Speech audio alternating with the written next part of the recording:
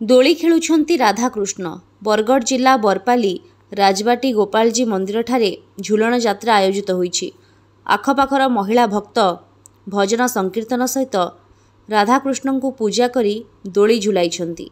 श्रावण शुक्ल दशमी ठारू आरंभ होइतिबा झुलन यात्रा 13 दिन धरी पालित हेबो। मोर ना प्रमोदिनी साहू, रानी की, चैतन्य ठाकुर की, गोपाल जी महाराज की, झुलन यात्रा की। वर्ष को थोड़े फेर झुलन यात्रा आरंभ दिन शुक्ल पक्ष दशमी तिथि रे राधा कृष्ण को बसई करी लड्डू गोपाल बसई करी झुलन यात्रा करूँ। सेते बेले आमर घर संसार किसी ना दिस पार हमको केते बेले सरी जाउछि जब आमे जानि नै पारबार 15 दिन झुलन यात्रा करूँ। आमे देवकी पहला 8 दिन तो कीर्तन झुलन यात्रा कीर्तन करके दुली झुला गीत गाई दऊ।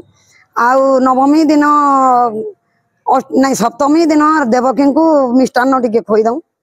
तार अष्टमी रे कृष्ण जन्म करूँ सबू लीला माध्यम सब करूँ।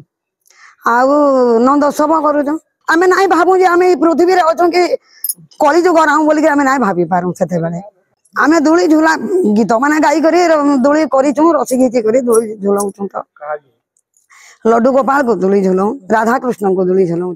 मोर ना ज्योतिर्मयी साहू। आमर माँ भौणी माउसी जेते अच्छु आम समस्ते आसिक सकाळु आरंभ कलुनी। आमे आसिक पूजा पाठ सब आरंभ कलु।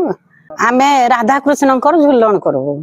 गोपालजी महाप्रभु मंदिर बहुत दिन पुराना मंदिर अच्छी। ये आमर पितृ पिता माने करिथिले आमे सेताकू ये करूछु पूजा करिक आमर खुशी रे पालन करूछु। आमे परंपरा रे चली आसी जे पुरी रे भी होची आमे भी आमर खुशी रे करूछु। आमे मिसिके समस्ते।